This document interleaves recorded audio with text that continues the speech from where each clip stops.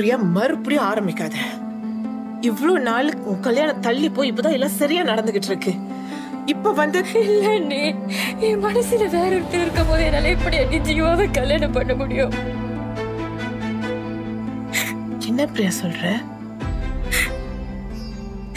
ஆமா அண்ணி, அவர் பேரு பரத், என்னோட சீனி அண்ணி.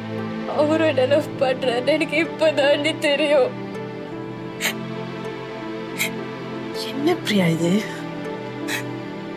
விளையாடாத. கல்யாண பத்திரிக்கை எல்லாருக்கும் கொடுத்தாச்சு. நீ என்ன பேசுறேன்னு தெரியுதா? அண்ணி ப்ளீஸ் அண்ணி, எனக்காக நீங்க தான் வீட்டுல பேசுங்க ப்ளீஸ்.